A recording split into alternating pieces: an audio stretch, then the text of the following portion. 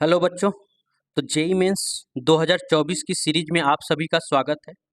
आज मैं एक नया क्वेश्चन लेके आया हूं जो जेई मेंस 2024 में पूछा गया था। अप्रैल 8 को इवनिंग वाले सेकंड शिफ्ट में पूछा हुआ क्वेश्चन है।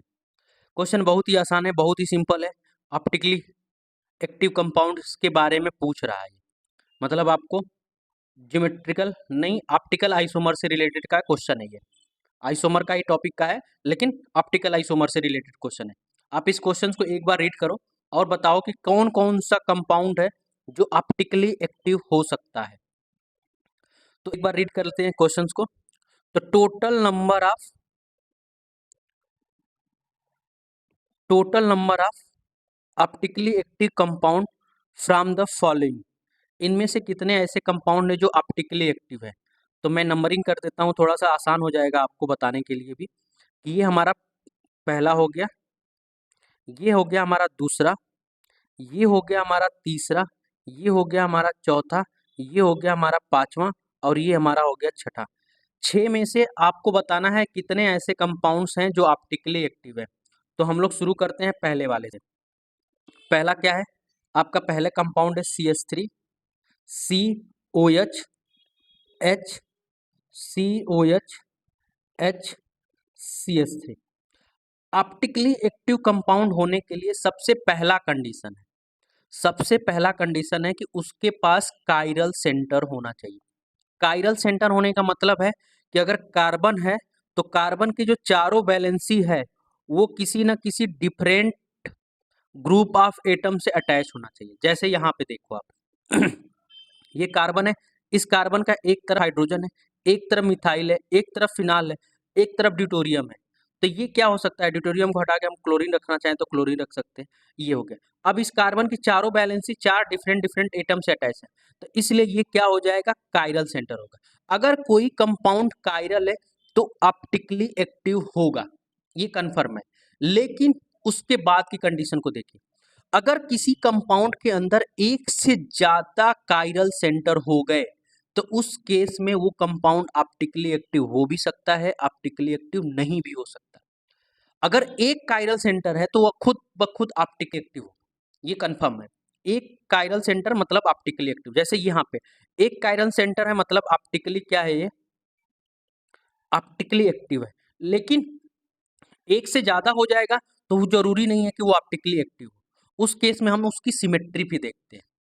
जैसे यहाँ पे देखो आप ध्यान से, इस वाले क्वेश्चन में एक कार्बन है, इस कार्बन की एक वैलेंसी OH से अटैच है, एक वैलेंसी हाइड्रोजन से अटैच है, एक वैलेंसी CH3 से अटैच है और एक वैलेंसी ये पूरा का पूरा अलग ग्रुप से अटैच है। मतलब चारों कार्बन, इस कार्बन के चारों वैलेंसी अलग अलग है, चार ग्रुप डिफरेंट अलग अलग अटैच है। एक OH, एक CH3, एक H है, ये इतना बड़ा ग्रुप है।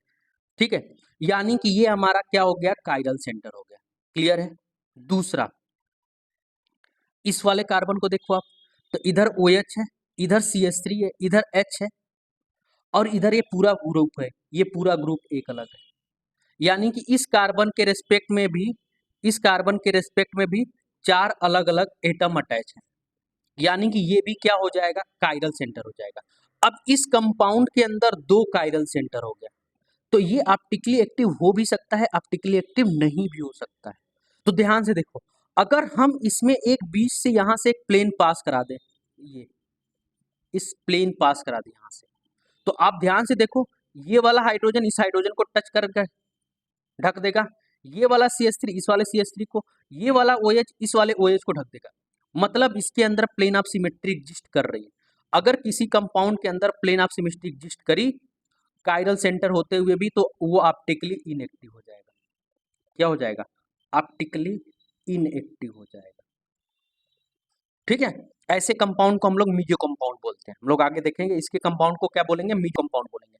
तो ये ऑप्टिकली इनएक्टिव, यानी कि ये ऑप्टिकली एक्टिव नहीं होगा, यानी कि ये हमारा पहला ऑप्शन नहीं होगा। दूसरे पे आते हैं, दूसरे पे आते हैं। ध्यान से देखो, ये वाला कंपाउंड है, इसको मैं थोड़ा सा इलेबोरेट करने की कोशिश करता हूँ। ठीक है, ये है आपका इस तरह से, मैं इसको थोड़ा सा अच्छे से बनाने की कोशिश करता। ये OH है, ये OH है, ये OH है। मैं इसको इस फिशर प्रोजेक्शन की तरह से बनाने की कोशिश करता हूँ। तो ध्यान से देखना, यहाँ पे एक कार्बन, एक कार्बन, एक कार्बन, कितने कार्बन है तो अब ध्यान से देखना, एक कार्बन यहाँ पे, 2 3 4 5 6 7, 1 2 3 4 5 6 7, 7 कार्बन है। तो हम 7 कार्बन का चेन बना लेते हैं, 1 2 3 4 5 6 7, इस तरह से। उसके बाद तीसरे, चौथे और पांचवें पे OH ग्रुप अटैच है, तीसरे, चौथे और पांचवें पे OH ग्रुप अटैच है। अब ध्यान से देखो, दो तीसरे और पांचवें पे जो OH ग्रुप है, तीसरे और पांचवें पे जो OH ग्रुप है वो सेम साइड में है, सेम साइड है। इसीलिए मैंने यहाँ पे जब फिशर प्रोजेक्शन बनाया है तो उसमें भी मैंने क्या किया, सेम साइड कर दिया, यहाँ पे सेम साइड किया यहाँ पे, ठीक है। मैंने क्या किया, सेम साइड कर दिया। और देखो चौथे वाले का जो OH ग्रुप है वो अपोजिट है इनके, तो मैंने इसको अपोजिट डायरेक्शन में कर दिया, ठीक है। उसके बाद देखो यहाँ पे इसकी एक बैलेंसी कुछ नहीं होता है तो हाइड्रोजन से बैलेंस कर देते हैं, हाइड्रोजन से बैलेंस कर देते हैं यहाँ से। तो अब देखो यहाँ पे ये कार्बन है, इसका इधर इधर 2 हाइड्रोजन, अब तो यहाँ पे अगर यहाँ पे 3 हाइड्रोजन, तो आप ध्यान से देखोगे तो ये अलग अलग ग्रुप नहीं है, ये 2 सेम भी हो गए तो ऑप्टिकली इनएक्टिव, तो ये कायरल सेंटर नहीं होगा, ठीक है। ये कंपाउंड हमारा कायरल सेंटर नहीं होगा, ठीक है। ये वाला नहीं होगा, ये वाला नहीं होगा, ये वाला होगा। क्यों? क्योंकि यहाँ पे एक OH है, एक हाइड्रोजन है, एक इतना बड़ा इथाइल ग्रुप है और ऊपर इतना बड़ा ग्रुप लगा हुआ है, यानी कि एक कायरल सेंटर ये है। दूसरा यहाँ पे भी देखो आप ध्यान से, तो ये वाला भी कायरल सेंटर नहीं है। क्यों नहीं है? देखो आप, यहाँ पे हाइड्रोजन है, यहाँ पे OH है, ठीक है। यहाँ पे देखो सेम ग्रुप लगा हुआ है, 3 कार्बन 1 OH, 3 कार्बन 1 OH, और भी जस्ट बगल वाले में है, तो ये वाला तो कायरल सेंटर नहीं हुआ।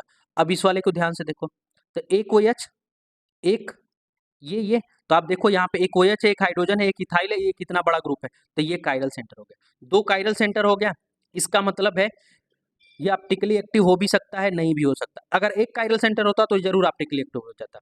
अब देखो यहाँ से, अगर मैं यहाँ से एक प्लेन ऑफ सिमेट्री पास करूँ इसके चौथे वाले कार्बन के रिस्पेक्ट में, तो ध्यान से देखो आप, ये वाला इसको ढक देगा, इस वाला कार्बन इसको, ये वाला कार्बन इसको, ये वाला कार्बन इसको, ये हाइड्रोजन इसको, और ये बीच से कट कर रहे हैं तो ये आधा ऊपर चला जाएगा, आधा इसमें आ जाएगा, तो ये भी क्या हो जाएगा, ऑप्टिकली इनएक्टिव हो जाएगा। यानी कि ये वाला जो कार्बन है ये हमारा ऑप्टिकली इनएक्टिव, खत्म। अब हम लोग आते हैं तीसरे वाले पे, तीसरा वाला को ध्यान से देखो। अब ध्यान से देखो, यहीं से हम इसको फिगर बनाने की जरूरत नहीं है, हम लोग यहीं से देख लेते हैं, थोड़ा सा फास्ट करने की कोशिश करेंगे। यहाँ पे ये देखो, एक कार्बन है, इसके पास 3 हाइड्रोजन है, सेम नहीं होगा।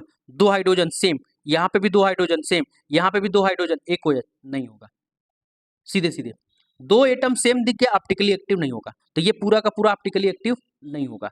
हाँ, अब इसको देखो, यहाँ पे है तो ये कायरल सेंटर नहीं बन सकता, ये नहीं बन सकता, ये नहीं बन सकता, हाँ ये थोड़ा सा बन सकता है, तो इसको बनाने के लिए मैं यहाँ पे फिर से लेके आ रहा हूँ। अब देखो यहाँ पे 1 2 3 4, यही है ना, 1 2 3 4, हाँ। उसके बाद तीसरे वाले पे Cl है, उसके बाद ऊपर कुछ नहीं, ये CH3 है, ये CH2 है, ये CH3 है। तो आप ध्यान से देखो, कुछ नहीं है तो यहाँ पे एक हाइड्रोजन लगा देंगे। अब देखो इसके लिए क्या होगा, इसके लिए क्या होगा, ये देखो एक इधर इथाइल है, इधर क्लोरीन है, इधर हाइड्रोजन है, इधर मिथाइल है और इधर इथाइल है, 4 अलग अलग हो गए, ये कायरल सेंटर हो गया। एक कायरल सेंटर मतलब ऑप्टिकली एक्टिव, ये ऑप्टिकली एक्टिव है, ये क्या है, ऑप्टिकली एक्टिव है, ये क्लियर हो गया। एक कायरल सेंटर मतलब ये ऑप्टिकली क्या है, एक्टिव है, ये ऑप्टिकली एक्टिव हो गया, ठीक है। उसी तरह से पांचवें पे हम लोग आके देखते हैं, तो इस वाले कार्बन के पास 3 हाइड्रोजन नहीं होगा, 2 हाइड्रोजन नहीं होगा, 2 हाइड्रोजन नहीं होगा, 2 हाइड्रोजन, एक क्लोरीन नहीं होगा, कोई भी एक सेम हो गया मतलब नहीं होगा। अब हम लोग छठे वाले पे आते हैं, कार्बन के पास अगर 2 एटम एक जैसे दिखे, चाहे कोई भी हो, मिथाइल हो, इथाइल हो, ब्रोमाइल हो, कुछ भी हो, एक जैसा 2 एटम दिखेगा, ऑप्टिकली इनएक्टिव हो जाएगा, सीधी सी बात, वो कायरल सेंटर नहीं बन सकता। अब छठे वाले के पास आते हैं, 1 2 3, 3 है, इसको थोड़ा सा मैं बनाने की कोशिश करता हूँ, आप ध्यान से देखना थोड़ा इसको, ठीक है। इसको मैं बनाने की कोशिश करता हूँ, एक, थोड़ा सा चेंज कर दें कलर, 1 2 3, इस पे CH3 है, CH3 है, एक हाइड्रोजन है, उसके बाद क्या है, CH2 है, CH2 है, Cl है, ये हो गया CH2 CH2 Cl। अब देखो इस वाले कार्बन के पास 2 हाइड्रोजन एटम हो गया, नहीं हुआ। इस वाले के पास 2 हाइड्रोजन हो गया, नहीं हुआ। इसके पास देखो 2 मिथाइल ग्रुप आ गए, इस वजह से ये कायरल सेंटर नहीं बना। और ये वाला आपके पास 3 हाइड्रोजन है, ये वाले के पास 3 हाइड्रोजन है, तो कायरल सेंटर नहीं बन सकता। तो ये वाला भी क्या हो गया, ऑप्टिकली इनएक्टिव हो गया। तो हमारे पास कौन सा हुआ जो ऑप्टिकली एक्टिव है, तो ये चौथा वाला है। तो यानी कि total number of optically active compound from the following कितना हो जाएगा, 1 हो जाएगा। बस इस तरह से आपको करना था ये क्वेश्चन को। इसको आप चाहो तो और फास्ट कर सकते हो, ये जो मैंने फिगर बनाने की कोशिश किया, आप एग्जाम में इस तरह से फिर मत बनाना, आराम से जल्दी जल्दी इसको कर लेना यहीं से देख के कि इस कार्बन के पास 4 है, ये कायरल सेंटर हो गया, ये नहीं होगा, ये नहीं होगा, इसमें बीच में सिमेट्री आ गई, खत्म, ये नहीं होगा। यहाँ पे बीच में सिमेट्री आ जाएगी, ये नहीं होगा। यहाँ पे ये नहीं कायरल सेंटर, ये नहीं कायरल सेंटर, ये नहीं कायरल सेंटर, ये नहीं कायरल सेंटर, तो ये ऑप्टिकली एक्टिव नहीं होगा, कोई कायरल सेंटर ही नहीं मिला। ये नहीं हो सकता, ये नहीं हो सकता, ये हो सकता है कायरल सेंटर, और ये चारों अलग अलग है, एक ही कायरल सेंटर हुआ, ये मतलब ऑप्टिकली एक्टिव हो गया। इसी तरह से ये नहीं बन सकता, ये नहीं बन सकता, ये नहीं बन सकता, ये नहीं बन सकता, क्योंकि इस कार्बन के पास 3 हाइड्रोजन, इस कार्बन के पास 2 हाइड्रोजन है, 2 हाइड्रोजन है, 2 हाइड्रोजन है, मतलब दो एक जैसा एटम आ गया ना, तो कायरल सेंटर नहीं बनेगा। जब कायरल सेंटर नहीं बनेगा तो ऑप्टिकली एक्टिव कंपाउंड का कॉन्सेप्ट खत्म हो जाएगा। तो ऑप्टिकली एक्टिव देखने के लिए सबसे पहले आपको क्या देखना है, कायरल सेंटर देखना है। अगर एटम के पास कायरल सेंटर है तो वो ऑप्टिकली एक्टिव होगा। लेकिन अगर एक से ज्यादा हो गया तो उस केस में हमें देखना है उसके अंदर प्लेन ऑफ सिमेट्री। अगर उसके अंदर प्लेन ऑफ सिमेट्री दिख रहा है तो फिर वो क्या होगा, ऑप्टिकली एक्टिव नहीं होगा। ठीक है, प्लेन ऑफ सिमेट्री नहीं दिख रही है तो फिर वो ऑप्टिकली एक्टिव हो जाएगा। अगर यही चीज होता है इस तरह से, मान लेते हैं हम लोग यहाँ कर देते, यहाँ H कर देते, यहाँ OH कर देते, अब प्लेन ऑफ सिमेट्री इसमें एग्जिस्ट नहीं कर रही।